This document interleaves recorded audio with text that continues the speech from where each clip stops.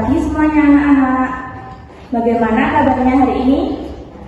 Alhamdulillah, semangat semuanya ya hari ini untuk memulai pembelajaran. Sebelum memulai pembelajaran hari ini, mari kita berdoa terlebih dahulu.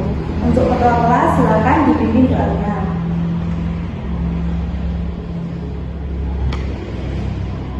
Selesai. Untuk hari ini, Ibu akan mengabsen terlebih dahulu. Apakah hari ini ada yang tidak masuk? Semuanya masuk ya. Untuk selanjutnya, Ibu akan membacakan tentang kompetensi, materi, dan tujuan pembelajaran hari ini. Untuk kompetensi pembelajaran hari ini yaitu peserta didik sebelum mempelajari topik ini harus memiliki kemampuan dalam memahami, mengenal, dan menghargai perbedaan. Selanjutnya yaitu mengenai materi pembelajaran. Kegiatan pembelajaran hari ini materinya yaitu berteman dalam keragaman. Untuk tujuan pembelajarannya yaitu ada 3. Yang pertama, melalui mengamati seorang teman, peserta didik dapat menceritakan perbedaan dirinya dan teman tersebut. Yang ketiga, melalui membaca bersama guru, peserta didik dapat menyebutkan fungsi tanda baca koma. Sebelum masuk pembelajaran hari ini, Ibu mau kalian melihat teman yang ada di dekat kalian, yang ada di samping kanan, kiri, di depan, dan yang ada di belakang. Coba kalian lihat, apa perbedaan ciri fisik teman yang ada di dekat kalian? Ada yang rambutnya lurus, ada yang rambutnya keriting, hidungnya mancung, kulitnya warnanya sawo matang, ada yang putih atau kuning langsat. Nah, itu tadi namanya yaitu perbedaan ciri fisik yang bisa kita lihat secara langsung. Nah, selain perbedaan ciri fisik tadi, ada juga perbedaan yang tidak langsung terlihat. Contohnya apa? Nama, anak keberapa, terus cita-citanya, makanan kesukaannya apa, dan hobinya apa. Nah, itu tadi perbedaan yang tidak bisa dilihat. Kalau ciri fisik tadi bisa dilihat secara langsung. Nah, sikap dalam menghargai perbedaan tersebut disebut juga dengan toleransi. Betul. Apa sih manfaatnya toleransi kalau diterapkan dalam kehidupan sehari-hari? Hidup akan lebih tenang dan damai. Fabel adalah cerita yang tokoh-tokohnya adalah hewan. Nah, di halaman 3 itu ada cerita fabel yang judulnya Bebek, Tupai, dan Jambu Air. Ayo kita baca sama-sama dulu ya cerita fabelnya.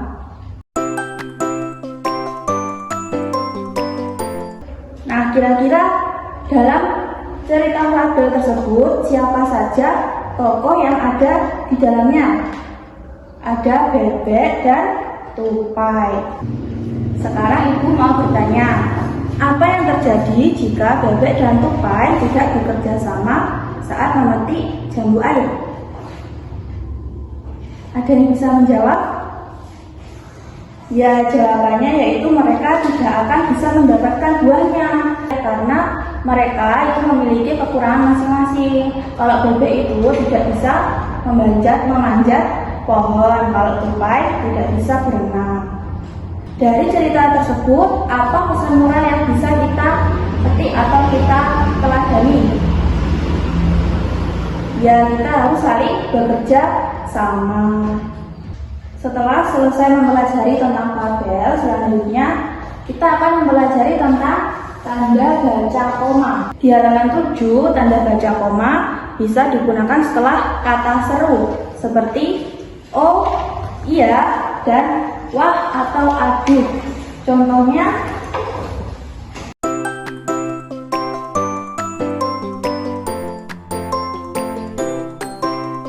nah ini adalah penempatan tanda baca koma. Ada 3 ya, yaitu tanda baca koma setelah kata seru. Kata serunya contohnya seperti ini, oh, ya, wah, atau aduh.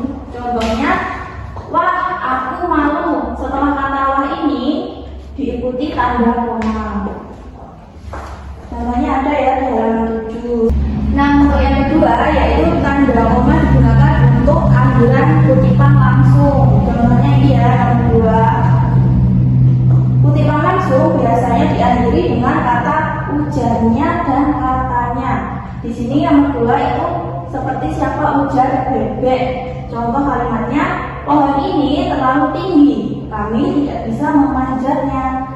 Jadi komanya itu ditempatkan setelah kata tinggi dan diikuti dengan kata ujar atau katanya.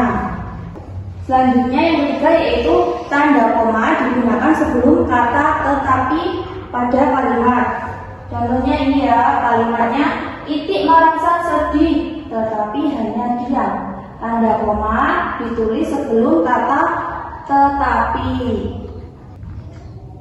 Baik, setelah itu ibu akan membagi kalian menjadi sebuah 4 kelompok karena muridnya di sini ada 16, berarti setiap kelompok diisi dengan 4 siswa. Untuk kelompok yang sudah selesai mengerjakan, silakan lembar tugasnya dikumpulkan di meja ibu ya. Nah, semua kelompok sudah ibu lihat hasilnya. Semuanya sudah baik dan benar, bagus hasilnya benar semuanya ya. Nah, setelah mengerjakan tugas tadi, berarti apa saja yang kita pelajari hari ini? Yang pertama yaitu mengenai perbedaan, yang kedua fabel, yang ketiga mengenai penggunaan tanda baca koma. Jadi kesimpulan pembelajaran hari ini, yang pertama yaitu mengenai perbedaan fisik, apa yang harus kita lakukan? Kalau kita menghargai perbedaan fisik itu, harus bersikap toleransi. Yang kedua yaitu fabel. Fabel tadi cerita yang seperti apa? Fabel adalah cerita yang tokoh-tokohnya hewan atau binatang. Nah, yang ketiga yaitu penggunaan tanda baca koma. Yang pertama, tanda baca koma bisa digunakan setelah kata seru. Yang kedua, tanda koma bisa digunakan untuk ambilan kutipan langsung. Dan yang terakhir, tanda baca koma digunakan sebelum kata tetapi. Nah, itu tadi pembelajaran untuk hari ini. Sebelum ibu mengakhiri pembelajaran hari ini, mari kita berdoa terlebih dahulu. Untuk ketua kelas, silakan dipimpin doanya.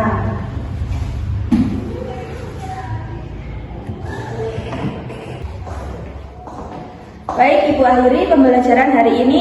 Wassalamualaikum warahmatullahi wabarakatuh.